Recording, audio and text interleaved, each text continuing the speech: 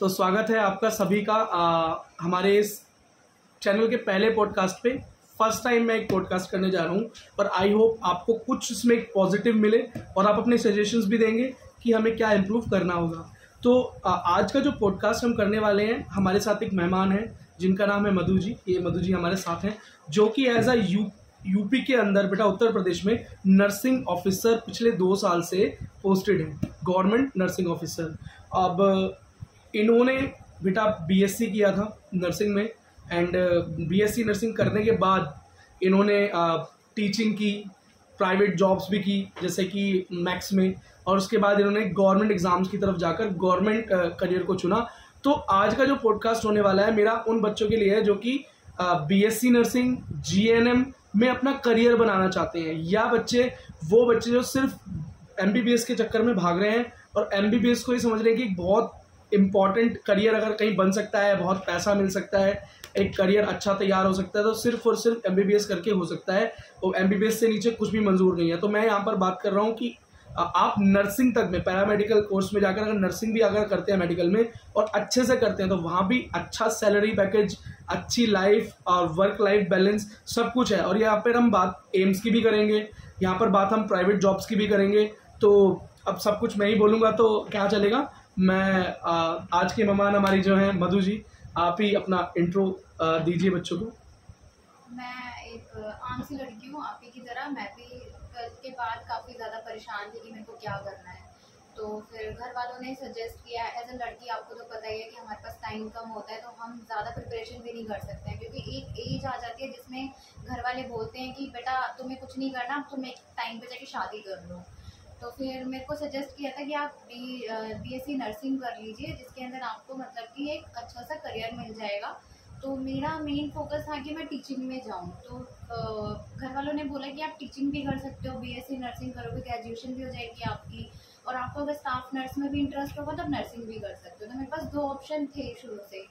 फिर मैंने नर्सिंग किया है नोएडा से। उसके बाद फिर जब मेरा नर्सिंग में जैसे मैं गई तो मेरे को लगा कि नर्सिंग लोगों की नज़र में अच्छा नहीं था। बोलते थे ना कि नर्स जो होती हैं वो कुछ काम करती नहीं है, हॉस्पिटल में भी उनको ज़्यादा महत्व नहीं दिया जाता। लेकिन जैसे जैसे मेरा फर्स्ट ईयर गया फिर वहाँ पे हमें पता लगा कि एज अ नर्स हमारी कितनी रिस्पॉन्सिबिलिटी होती है और हमें भी कितने अच्छे तरीके से पढ़ाया जाता है। मीन्स ये नहीं है कि अगर डॉक्टर है तो डॉक्टर ही काफ़ी अच्छे से पढ़ रहा है, एक नर्स का एक रोल एक हॉस्पिटल में नहीं होता। तो ये जितनी भी चीज़ें थी मेरे लिए बहुत ज़्यादा बदली, और मेरा जो नर्स के लिए एक रिव्यू था या फिर व्यू था वो काफ़ी चेंज। ठीक है, तो उन बच्चों के लिए क्या सजेशन है? जैसे अभी नीट का एग्जाम हुआ था तो नीट में बहुत सारे ऐसे बच्चे हैं क्योंकि कट ऑफ बहुत हाई जा रहा है हर साल, तो कई ऐसे बच्चे हैं जो कि एमबीबीएस नहीं कर पाएंगे। इवन बीडीएस बीएचएमएस के लिए भी उनका जो है कट ऑफ कम जाता है। तो वो नर्सिंग को एज ए करियर ले सकते नहीं ले सकते, क्योंकि अब एमबीबीएस को उन्होंने अपना सपना बनाया, लेकिन अब वो जब नर्सिंग की तरफ जाते हैं तो उनको लगता है कि बहुत नीची नज़रों से वो खुद ही देखते हैं। तो क्या लगता है कि एक अस्पताल के अंदर जब आप काम कर रहे हो, एक हॉस्पिटल में वर्किंग हो, तो वहाँ पर आपके पास सामने एक डॉक्टर भी है, अब न्यू डॉक्टर भी हैं, पुराने डॉक्टर्स भी हैं, और आप खुद एक स्टाफ नर्स हो, तो क्या लोग जो होते हैं वो आपके साथ कुछ इस तरह का बिहेव करते हैं कि आपको लगता है कि आप नर्स हैं तो आप कम हैं, वो डॉक्टर है तो आप ज़्यादा है, या डॉक्टर ही आपके साथ ऐसा कोई बिहेव करते हैं कि आप नर्स हैं और हम डॉक्टर हैं तो हम ऊंचे हैं आप नीचे हो? क्या इस तरह का कोई होता है? नहीं ऐसा नहीं है, क्योंकि देखिए डॉक्टर जो होगा वो थोड़ी देर के लिए पेशेंट को देखेगा, वो पेशेंट को देखेगा, उसके बाद वो क्या करते हैं कि वो मेडिसिन लिख देते हैं, पेशेंट की मेन डिसीज कंडीशन देख लेते हैं, लेकिन बाकी का जो काम होता है वो हम लोगों के ऊपर होता है ना। 24 आवर्स की हमारी ड्यूटी होती है, हम शिफ्ट वाइज ड्यूटीज करते हैं। अगर डॉक्टर्स इस तरीके का दिखाएंगे कि नहीं हम डॉक्टर्स हैं, आप नर्स हैं, आपको कुछ नहीं आता, तो ऐसा नहीं है। बोलते हैं ना कि नर्स को एक हॉस्पिटल का पिलर माना जाता है, तो वही चीज़ है कि डॉक्टर हमारे बिना भी नहीं कुछ है और हम भी डॉक्टर के बिना नहीं है। मैं ये नहीं कह सकती कि डॉक्टर का कोई रोल नहीं है, लेकिन नर्स के बिना डॉक्टर भी कुछ नहीं और हम डॉक्टर्स के बिना भी कुछ नहीं। तो कुल मिला के ये कह सकते हैं बच्चों कि आपको डिमोटिवेट नहीं होना है। अगर आप बीएससी नर्सिंग की तरफ जा रहे हो तो इसको बिल्कुल भी नीची नज़रों से मत देखना, ठीक है? अच्छा, बात करते हैं एक बड़ी ही हाई सेलिंग पॉइंट की कि सैलरी क्या है। सबको लगता है कि बीएससी नर्सिंग की सैलरी डॉक्टर के कंपेरिजन में कम होगी, ठीक है? आओ जरा पूछ लेते हैं। नहीं, ऐसा कुछ नहीं है। मेरी सैलरी 60 से 70 के बीच में है। और मैं जहाँ पे पोस्टेड हूँ, मैंने वहाँ पे पूछी थी कि एज अ डॉक्टर कहीं पे किसी की नई पोस्टिंग आती है तो उनका सैलरी पैकेज कितना होता है, तो उनका और हमारा सेम ही है। तो ऐसा कुछ भी नहीं है कि मतलब हमें कम मिल रहा है फिर उन्हें तो ज़्यादा बच्चों मिल रहा सुन लो, डॉक्टर का, गवर्नमेंट डॉक्टर का शुरुआत में और एक नर्सिंग ऑफिसर का शुरुआत में पैकेज में बहुत ज्यादा अंतर नहीं है। शायद 5-10 हज़ार का अंतर आपको मिले। मैं यहाँ पर यूपी स्टेट की बात कर रहा हूँ। अभी सेंट्रल गवर्नमेंट हॉस्पिटल्स की भी बात करेंगे, जैसे एम्स की बात करेंगे, वहां भी देख लेते हैं कि क्या डिफरेंस आ रहे हैं अभी। लेकिन मैं इनसे ये पूछना चाहता हूँ कि आपको बीएससी नर्सिंग करके गवर्नमेंट जॉब मिली कैसे? है। कौन सा एग्जाम दिया था आपने? मैंने यूपीपीएससी का एग्ज़ाम दिया था, क्योंकि मैंने नोएडा से किया है, मैंने आपको पहले भी बताया हुआ है। तो मेरे पास दिल्ली का भी रजिस्ट्रेशन था, क्योंकि दिल्ली में मैं काम करती थी मैक्स हॉस्पिटल में। उसके बाद मेरे पास नर्सिंग का रजिस्ट्रेशन था, जो हमारे यूपी नर्सिंग काउंसिल से हुआ था। तो उस टाइम पे मैं बच्चों को पढ़ा रही थी, तो कोविड लगा हुआ था। तो कोविड के बीच में क्या था, मैं ऑनलाइन जैसे बच्चों को पढ़ाती थी तो अपने लिए भी टाइम निकालती थी कि मेरे को अपना एक गवर्नमेंट एग्ज़ाम क्लियर करना है। तो उस टाइम पे मैंने नोटिफिकेशन देखा कि यूपीपीएससी में एक नर्सिंग का अलग से जॉब निकली हुई है। तो मैंने फॉर्म फिल किया, फिर मेरे पास रजिस्ट्रेशन था, उन लोगों ने मांगा था कि अगर यूपी का रजिस्ट्रेशन है तो आप अप्लाई कर सकते हैं। तो मेरा उसके बाद फिर मैंने एग्ज़ाम दिया, एग्ज़ाम की तैयारी करी है, फिर मेरा सिलेक्शन हुआ, तो मैं यूपी में पोस्टेड। तो एक सवाल और कि बच्चे नॉर्थ सेट की तरफ भी भागते हैं। एम्स का जो एग्जाम है बीएससी नर्सिंग का, नॉर्थ सेट बहुत पॉपुलर है, लोग उसकी तरफ बहुत भागते हैं और बहुत हाई वहाँ पर कट ऑफ जा रहा है, बच्चों का सिलेक्शन बहुत मुश्किल है। तो मैं आपसे ये पूछना चाहूँगा कि आपने इतनी तैयारी की, वैसे तैयारी की कैसे, एक बार ये भी बता दो, फिर अगला क्वेश्चन जरा पुटअप कर दूँ। कौन से कोचिंग इंस्टीट्यूट से की? मैंने JINCE नर्सिंग कोचिंग सेंटर है जोधपुर में, मैंने वहाँ से तैयारी करी थी, लेकिन मैंने घर बैठ के तैयारी करी थी। तो आपने कोई पैकेज वगैरह ज्वाइन किया था उनका? नहीं, मैंने कुछ पैकेज वगैरह तो उनसे कैसे पढ़ते थे मतलब? मीन्स मैं घर पे ही, पहले तो मैंने शुरू में काफ़ी नर्सिंग चैनल्स देखे, तो मेरे को यूट्यूब पे? हाँ, यूट्यूब पे देखे थे, तो मेरे को कुछ चैनल्स जो थे वो समझ नहीं आते थे। उसके बाद है ना, फिर मैंने इससे पहले मैंने कुछ एग्जाम्स दिए थे, तो एग्जाम जो होते थे मेरे को ना क्लियर नहीं होते थे, मेरे को तरीका नहीं पता था पढ़ने का कि किस तरीके से हमें पढ़ना चाहिए। फिर मैंने सर की एक वीडियो देखी ऐसी नॉर्मली, तो मेरे को लगा सर तो कुछ नया नहीं पढ़ा रहे हैं, ये तो नॉर्मल पढ़ा रहे हैं जो हमारे टीचर्स पढ़ाते थे कॉलेज में। उसके बाद फिर मैंने जब उनकी एक क्लास 1 घंटे लगातार देखी, तो मुझे समझ में आया कि जो सर उस टॉपिक को पढ़ा रहे हैं, उस टॉपिक में से वो अपने नोट्स बना रहे हैं, नोट्स बना के बच्चों को पढ़ा रहे हैं, जिसके अंदर उनको बेसिक जो थ्योरी थी या फिर बेसिक। ठीक है, तो मतलब जो क्वेश्चन है मेरा, वो मैं ये पूछना चाह रहा था आपसे कि एक्चुअली आपने मुझे बोला कि आपने घर से पढ़ाई करी है, मतलब आपने यूट्यूब से पढ़ाई की है, कोई पैकेज भी नहीं लिया, आप कोचिंग भी नहीं गए। लेकिन यहाँ तो बच्चे सोच रहे हैं कि विदाउट कोचिंग सिलेक्शन होना बहुत मुश्किल है, वो भी गवर्नमेंट जॉब मिलना, और आप जनरल कैटेगरी से बिलोंग करते हैं, आपने बताया। तो विदाउट कोटा आपने एडमिशन लिया, इसका मतलब बहुत अच्छे मार्क्स आए होंगे, मतलब बहुत अच्छी प्रिपरेशन हुई है। तो इस लेवल की प्रिपरेशन भी घर से यूट्यूब से की जा सकती है? हाँ, हो सकती है, बस ये है कि आपको एक गोल रखना है और अपने आप को मतलब ये डीमोटिवेट नहीं करना है। आपको ये नहीं देखना कि मेरे साथ के जो लोग हैं वो जॉब कर रहे हैं, वो वर्किंग कर रहे हैं, मैं बैठा हुआ हूँ, या फिर मैं अगर जॉब छोड़ दूंगा तो मैं उनसे पीछे रह जाऊंगा। आप जॉब के साथ साथ भी काम कर सकते हैं। मीन्स आपको दिन में एक शेड्यूल मेंटेन करना है, जिसमें आपको, मेरा तो था कि मैं हर दिन में 16 घंटे निकालती थी पढ़ने के लिए, कि मेरा फिक्स है कि मुझे 16 घंटे अपने निकालने हैं, यूट्यूब से वीडियो देखनी है, नोट्स बनाने हैं, और अपना मतलब कि पूरा एक सिलेबस तैयार कर रखा था कि मेरे को इतने टाइम में इस सब्जेक्ट में इतना मेंटेन करना है, थ्योरी इतने टाइम के देने और एमसीक्यू इतने टाइम के देने। तो सीधी बात है बच्चा, कंक्लूजन ये निकल कर आ रहा है कि अगर आप ऑनलाइन विदाउट किसी कोचिंग इंस्टीट्यूट से जुड़े हुए, अपना पैसा बचाते हुए, वक्त बचाते हुए अगर ऑनलाइन भी पढ़ाई करते हैं, ठीक है, यूट्यूब से भी पढ़ाई करते हैं, लेकिन एक लगन, मेहनत से और डेडिकेशन से कंटिन्यूटी में पढ़ाई करते हैं, तो सिलेक्शन होना कहीं मुश्किल नहीं है। अब नीट का एग्जाम हो, बीएससी नर्सिंग का एग्जाम हो, या कोई गवर्नमेंट लेवल एग्जाम हो जॉब के लिए, आप आराम से उसे पा सकते हैं। ये कंक्लूजन इस बात से निकलकर सामने आ रहा है। ठीक, अच्छा, एक चीज और मैं पूछना चाहूंगा कि जब बच्चा क्या बोलते हैं, बीएससी की बात करें,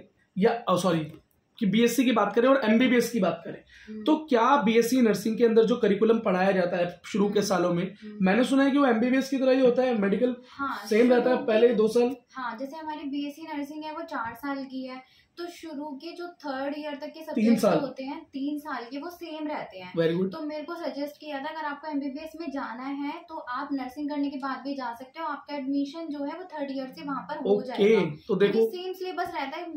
मैं जहाँ पे बच्चों को पढ़ाती थी वहाँ पर भी एक मेडिकल कॉलेज था जहाँ पे एमबीबीएस के बच्चे आते थे, तो मैं एज अ ट्रेनिंग बच्चों को लेके जाती थी क्लिनिकल्स में। तो मैंने उन बच्चों का एमबीबीएस के बच्चों का सिलेबस देखा था, तो ऑलमोस्ट वो सेम रहता है और सारी चीजें सेम है। तो आप ऐसे नहीं कि आप नर्सिंग कर रहे हो तो एमबीबीएस में नहीं। ओके, तो अगर नर्सिंग करते हुए भी आप एमबीबीएस का एग्जाम निकाल लेते हैं, नीट में एडमिशन ले लेते हैं, तो आपको सीधा 4th ईयर में या 3rd ईयर में? 3rd ईयर में सुना है। 3rd ईयर में एडमिशन मिलेगा। ठीक है, तो आपके बहुत ज्यादा साल भी वेस्ट नहीं हो रहे। और अच्छा, अब एक और चीज पूछनी थी कि फिर आपने नॉर्थ सेट क्यों नहीं दिया? यूपीपीएससी से गए तो मतलब नॉर्थ सेट क्यों नहीं दिया? आपको क्या लगा यहाँ पे और यहाँ पे जहाँ पे अब है क्यों, क्या डिफरेंस दिखाई दिया? क्योंकि तैयारी अच्छी की है तो मुझे लगता है नॉर्थ सेट भी निकाल सकता था। नहीं, नॉर्थ सेट मैंने इसलिए नहीं लिया क्योंकि मेरे को जॉब के साथ साथ अपनी लाइफ भी मेंटेन करनी है। ऐसा नहीं है ना कि आप गवर्नमेंट जॉब की तरफ जा रहे हो तो आप अपने आप को टाइम नहीं दोगे, है ना। आगे भी क्या होता है कि हम जैसे जैसे इंगेज हो जाते हैं अपनी जॉब में तो हम अपनी लाइफ को टाइम नहीं दे पाते हैं। तो यूपी में ऐसा है कि आप अपना जॉब भी कर सकते हो और अपनी लाइफ को भी आप मेंटेन कर सकते हो, घूमना फिरना भी कर सकते हो। तो आपने कॉम्प्रोमाइज कर दिया अपने 10-15 हज़ार रुपए। हाँ, मतलब सेंट्रल गवर्नमेंट के अंदर स्टेट गवर्नमेंट से 10,000-15,000 रुपए ज्यादा मिलते हैं, लेकिन इनके अकॉर्डिंग, मैडम के अकॉर्डिंग ये बता रही हैं वो कि वहां पर वर्कलोड बहुत ज्यादा है। सेंट्रल गवर्नमेंट्स के अंदर पेशेंट्स का फुटफॉल बहुत ज्यादा होने की वजह से बहुत ज्यादा वर्कलोड हो जाता है, और बहुत ज्यादा वर्कलोड होने की वजह से बंदा अपनी लाइफ को, पर्सनल लाइफ को बैलेंस नहीं कर पाता है, तो जॉब में ही रहता है। तो बेटा ऐसी भी लाइफ नहीं होनी चाहिए कि आप वर्क लाइफ बैलेंस होना चाहिए। तो मैडम ने वो तरीका चुना, वो जॉब चुनी जिसके अंदर उनको वर्क लाइफ दोनों का बैलेंस मिला। मतलब वर्कलोड भी नॉर्मल है, इतना है कि उनको अच्छा सीखने को मिल रहा है, अच्छी प्रैक्टिस हो रही है, लेकिन इतना भी नहीं है कि उनकी पर्सनल लाइफ यहाँ पर कॉम्प्रोमाइज हो जाए। ठीक है, चलो अगली चीज और बतानी है कि गवर्नमेंट जॉब और प्राइवेट जॉब में क्या डिफरेंस है। अगर नर्सिंग के बाद अगर कोई प्राइवेट जॉब करता है, जैसे आपने बोला कि आपने मैक्स में किया, तो वहां का ऐसा क्या एक्सपीरियंस रहा कि आपको उसने गवर्नमेंट जॉब की तरफ मोटिवेट किया, या आप कह सकते हो डिमोटिवेट कर दिया उस तरफ? तो क्या कहो? मीन्स ये होता है कि वहाँ पर जो उनका एक प्रोटोकॉल होता है। जैसे यहाँ पे आप जाओगे तो वो कहते हैं कि JCI सेग्रीगेटेड है, हमारा NABS सेग्रीगेटेड है हॉस्पिटल जो होते हैं। तो उनके प्रोटोकॉल्स जो होते हैं वो काफ़ी ज़्यादा वो मेंटेन करते हैं, और फिर वो क्या करते हैं, स्टाफ नर्स पे वर्कलोड ज़्यादा डालते हैं प्राइवेट सेक्टर में। तो मेरे को यही चीज़ लगती थी यार, इतनी मेहनत करी है, ग्रेजुएशन करी थी नर्सिंग के अंदर, फिर कभी कभी वो लोग ऐसे ट्रीट कर देते थे कि अच्छा सा नहीं लगता है कि हम ग्रेजुएशन करके आए हैं, हम एज अ नर्स पूरे हॉस्पिटल या अपने वार्ड को बहुत अच्छे से संभाल रहे हैं। वर्कलोड इतना ज़्यादा है कि आप 6 आवर्स की ड्यूटी करते थे लेकिन आपको मतलब वही 10 आवर्स 11 आवर्स हो जाते थे। तो फिर मैंने स्टाफिंग से अपना लाइन चेंज करी, मैं टीचिंग लाइन में गई। टीचिंग लाइन का एक्सपीरियंस मेरा काफ़ी अच्छा था। फिर मैंने कहा कि एक पॉइंट पे हमें ये होता है कि हमें अपनी लाइफ सेटल करनी है, हमारा एक गोल होता है। तो मेरे को वही चीज़ थी कि नहीं मैंने प्राइवेट में काम किया हुआ है तो मेरे को दोबारा प्राइवेट में नहीं जाना है। तो इसलिए मैंने फिर गवर्नमेंट की तैयारी करी, और जब भी मेरे को लगता था कि नहीं मेरे को गवर्नमेंट छोड़ना है या फिर मेरे से नहीं हो रहा है, तो मैं अपना वो पुराना टाइम याद कर लेती थी कि वहाँ पे लोग ऐसे बोलते थे कि आप पढ़ाई में अच्छे नहीं थे, क्या था, कुछ दिक्कत थी आपको। फिर ऐसा भी नहीं है कि फैमिली बैकग्राउंड बिल्कुल सपोर्ट नहीं कर रहा है, ऐसा सब कुछ नहीं था। तो सैलरी का भी कंपैरिजन बता दो एक बार, अभी और वो मैक्स में क्या थी? मैक्स में जब मैंने ज्वाइन किया था उस टाइम मेरा 18,000 का पैकेज था, मेरे को 15,000 इन हैंड मिल रहा था। तो इतना ही मिलता है बेटा प्राइवेट में शुरुआत में, लेकिन अगर गवर्नमेंट लग जाते हो तो खैर मैडम की सैलरी में रिवील नहीं कर सकता यहाँ पर इतना समझ लो कि 60, 70, 80 की रेंज में जाओगे सीधा शुरुआत में। ठीक है, स्टार्टिंग की बात हो रही है। अच्छा, एक और चीज़ मैं पूछना चाहता हूँ, क्या BSc नर्सिंग करके काफ़ी है या MSc करना ज़रूरी है? नहीं, अगर आप स्टाफ नर्स में हैं तो आप BSc नर्सिंग भी कर लेंगे या फिर GNM कर लेंगे, आपके सैलरी पैकेज में कोई डिफरेंस नहीं आएगा।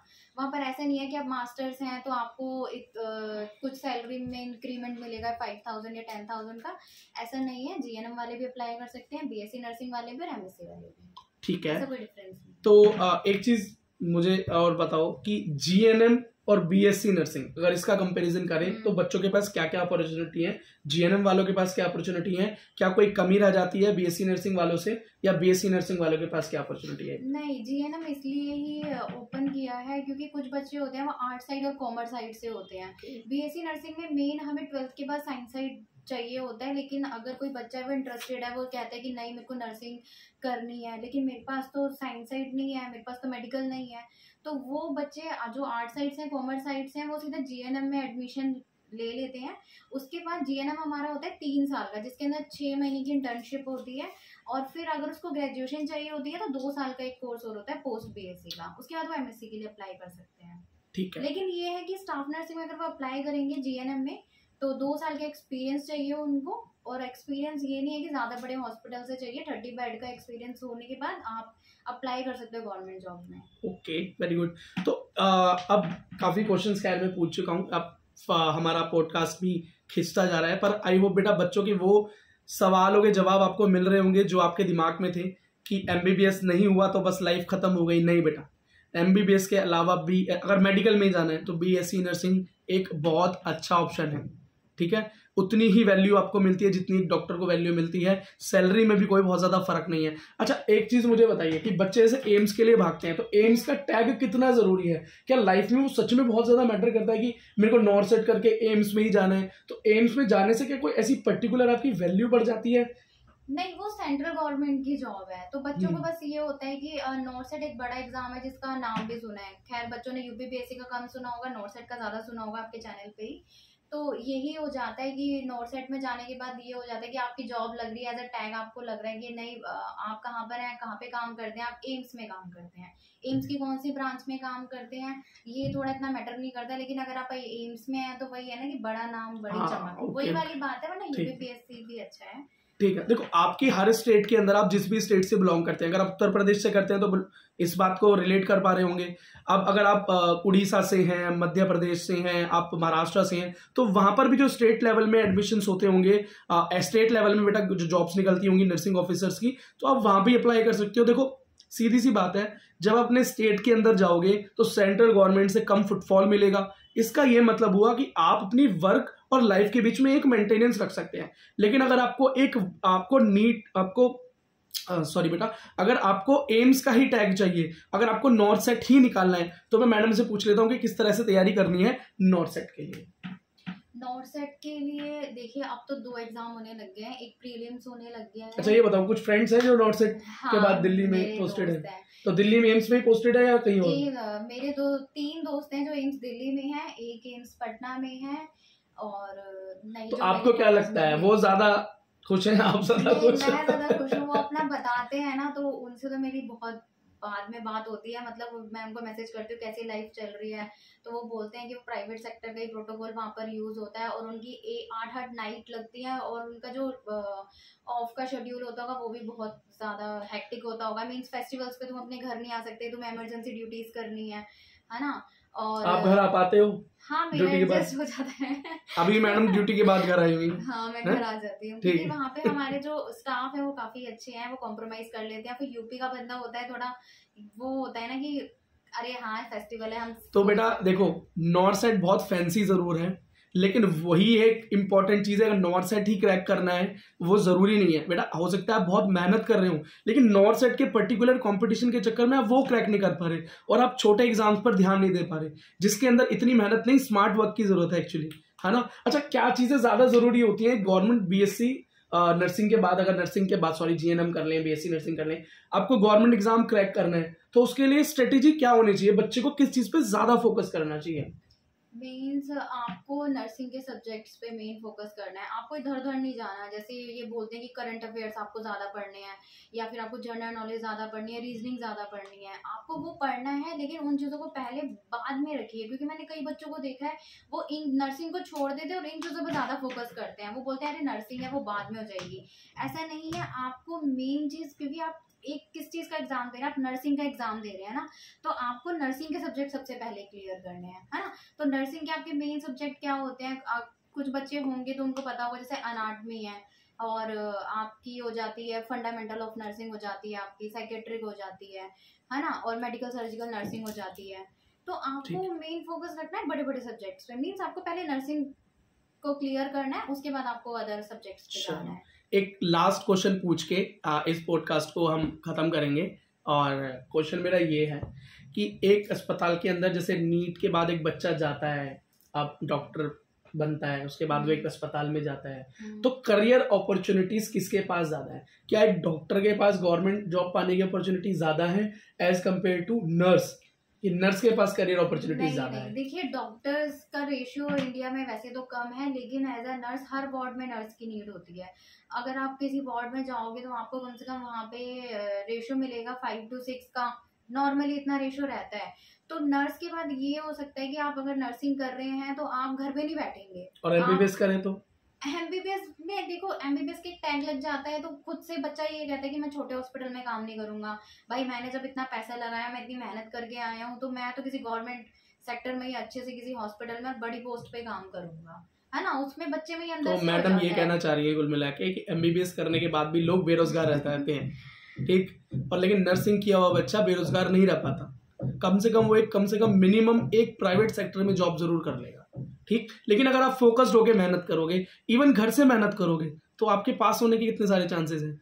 और बिल्कुल इक्वल पे ग्रेड मिल रहा है आपको, इक्वल लाइफ बैलेंस मिल रहा है, इक्वल ही इज्जत मिल रही है। क्या बाहर से जो पेशेंट आते हैं वो डॉक्टर को और आपको अलग अलग ट्रीट करते हैं? नहीं, वो हमें भी डॉक्टर्स ही बोलते हैं कि अरे आप भी तो डॉक्टर्स हो, क्योंकि आप जब हमें ट्रीट कर रहे हो, आप एक नई जिंदगी दे रहे हो किसी को, तो आप तो हमसे डॉक्टर से कम नहीं हो। तो हमें भी वो डॉक्टर्स आपके नाम से ही बोलते हैं। चलो वो खुश हो रहे हैं, हम बोलते हैं कि हम सिस्टर हैं, आप हमें बोलिए, लेकिन आप पेशेंट हमें खुश होकर डॉक्टर कह देता है, तो इसमें कोई बड़ी बात। लो जी, अब फिर से मैं एक लास्ट क्वेश्चन की तरफ जा रहा हूँ, बस मन में आया तो पूछ लेता हूँ। हमारे ज्यादातर बच्चे जो हमें देखते हैं वो पीडब्ल्यूडी बच्चे हैं, मतलब दिव्यांगजन हैं, जो बेचारे दिव्यांग हैं, किसी वजह से भगवान ने उनको कुछ ना कुछ कमी कर दी है उनके शरीर में, जिस वजह से वो दिव्यांग है। क्या उनका कोई रिजर्वेशन भी होता है? हाँ, नर्सिंग में रिजर्वेशन तो जरूर जॉब्स के लिए। हाँ, क्योंकि वहाँ पर SC OBC जो मेरे फ्रेंड्स थे वो सर्टिफिकेट लगाते थे। मैं जनरल कैटेगरी से हूँ तो मेरे को इतना नहीं पता, लेकिन मुझे इतना पता है कि रिजर्वेशन जरूर होगा। सो रिजर्वेशन का आप चांस है आपके पास, आप पीडब्ल्यूडी कैंडिडेट तो वहां पर जा सकते हैं। और अब बेटा बस इस पूरे के पूरे वीडियो का एक कंक्लूजन जो था इस पॉडकास्ट का, वो ये था कि हम मैडम से ये जान सकें कि वो बच्चे जो डीमोटिवेट हो रहे हैं अभी कि सिर्फ एमबीबीएस कर रहे हैं, क्या नर्सिंग करके करियर बनाया जा सकता है? नहीं जा सकता। अच्छा, एक चीज और मेरे मन में आ गई है, बस प्लीज ये पूछने दो।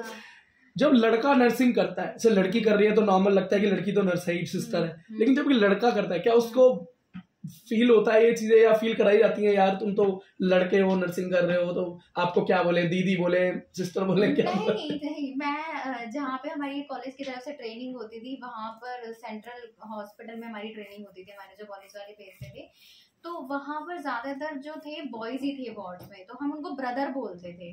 तो उनको ऐसे कोई नहीं बोलता था कि आप लड़के हो, आपने नर्सिंग क्यों करी, या फिर ऐसे नहीं। तो इस तरह का कोई मतलब हिचकिचाहटपन नहीं है। अब तो दिल्ली में इतने लोग आने लग गए हैं कि सारे ही लोग नर्सिंग करने लग गए हैं। तो बच्चे, अगर आप नॉर्थ साइड की तरफ भी जा रहे हैं, तो मैं ये नहीं बोल रहा कि नॉर्थ साइड बेकार है, अच्छे से करो। अगर एम्स में जाना चाहते हो तो मेहनत करनी है आपको, लेकिन फोकस्ड मेहनत करनी है। और अगर स्टेट गवर्नमेंट में जाने हो, यूपी के बच्चे हो, यूपीपीएससी, अच्छा कोई अदर स्टेट का बच्चा दे सकता है यूपीपीएससी? हाँ, रजिस्ट्रेशन आपको जैसे मेरा तो यूपी का था, लेकिन मेरे साथ में अभी मेरी फ्रेंड है, वो उत्तराखंड से है, वो शायद दिल्ली में कहीं पे जॉब करती थी, तो उसके पास दिल्ली का सर्टिफिकेट था। तो 1 महीने का उन लोगों ने टाइम दिया था कि आप अपना रजिस्ट्रेशन चेंज करा लो, उसके बाद जब आपका डॉक्यूमेंट वेरिफिकेशन होगा तो आपका वो लग जाएगा। तो अगर आप बाहर से भी है तो भी कर सकते हैं ना, कोई भी इंडिया में स्टेट से। डॉक्यूमेंट वेरिफिकेशन आप करवाएंगे तो आपको लोग वो टाइम देंगे। तो बहुत अच्छा डिस्कशन रहा। मैंने ज्यादातर जो मेरे दिमाग में क्वेश्चंस थे मैंने पूछ लिए। अब आप आने वाले बच्चे जो होंगे, ये पॉडकास्ट कैसा लगा बच्चा, ये बता देना। और क्या आपके सवालों के जवाब आपको मिल पाए, ये बता देना। कुछ सवाल आप पूछना चाहते हो तो आप यहाँ पोस्ट कर देना। मैडम की इंस्टाग्राम जो आईडी है वो मैं डिस्क्रिप्शन में डाल दूंगा। और अगर आपको डिस्क्रिप्शन में ना मिल पाए, बिकॉज आईडी कई बार इंस्टाग्राम की डालते हैं तो वो टाइप हो जाती है, लेकिन वो लिंक वर्क नहीं करता यूट्यूब में, तो आप एक काम करना बेटा, इस यूट्यूब चैनल के डिस्क्रिप्शन में जाना या अबाउट में जाना, वहां पर हमारा टेलीग्राम चैनल मिलेगा। टेलीग्राम चैनल के अंदर मैडम का इंस्टाग्राम मिल जाएगा। अगर आपको कोई बात GNM, BSc नर्सिंग या बेटा BSc नर्सिंग के अंदर गवर्नमेंट एग्जाम को पास करना, कौन से चैनल से प्रिपरेशन करनी चाहिए, किस तरह की प्रिपरेशन करनी चाहिए, ठीक है, कितने मार्क्स पर कॉलेज मिल जाता है, सॉरी नौकरी मिल जाती है, और भी कुछ और हेल्प अगर चाहिए हो आपको तो मैडम का नाम है मधु सिंह, और मधु सिंह आपको हेल्प करने की पूरी कोशिश करेंगे जब भी इनको टाइम मिलेगा। सो वैसे भी मैं इस फील्ड में एक्सपर्ट तो नहीं हूँ, लेकिन मैडम के कांटेक्ट में हूँ, जब चाहूँ उनसे पूछ के आपका जवाब दे सकता हूँ, लेकिन उसमें थोड़ा लेट होगा। आप चाहे तो मैडम से सीधा सवाल पूछ लें। और बेटा ये पॉडकास्ट कैसा लगा आप बताइए। अब नेक्स्ट पॉडकास्ट जो हमारा होने वाला है वो होने वाला है डॉक्टर युगल किशोर जी के साथ, जो कि एक साइकोथेरेपिस्ट होने के साथ साथ फिजियोथेरेपिस्ट भी हैं, तो वो दोनों डिग्रियां कर रखी है उन्होंने। तो उनके साथ हम करने वाले हैं, वो पीडब्ल्यूडी वाले बच्चों को सजेशंस देंगे कि अपने जो एनटीए का दोबारा से सर्टिफिकेट बनने वाला है उस सर्टिफिकेट के अंदर लोकोमोटर डिसेबिलिटी वाले बच्चे किस तरीके से परफॉर्मेंस करेंगे ताकि उनका फेल होने का रेशियो कम हो जाए और पास होने का रेशियो बढ़ जाए। ठीक है, तो आप वीडियो को लाइक करें, शेयर करें इस पॉडकास्ट को उन बच्चों से जो कि जीएनएम बीएससी नर्सिंग या नर्सिंग करते हुए हिचकिचा रहे हैं, उन तरफ ये शेयर कर दें। ठीक है, और ठीक है, मिलते हैं बेटा नेक्स्ट वीडियो में। और पॉडकास्ट कैसा लगा ये बता भी देना, कुछ कमियां भी हो तो गिनवा देना। अभी तो अपने पास यही थोड़ी जगह है तो इसी में एडजस्ट किया है, मैडम को भी परेशानी हो रही है यहाँ बैठने में, पर कोई बात नहीं, thanks to madam. Okay, all the best.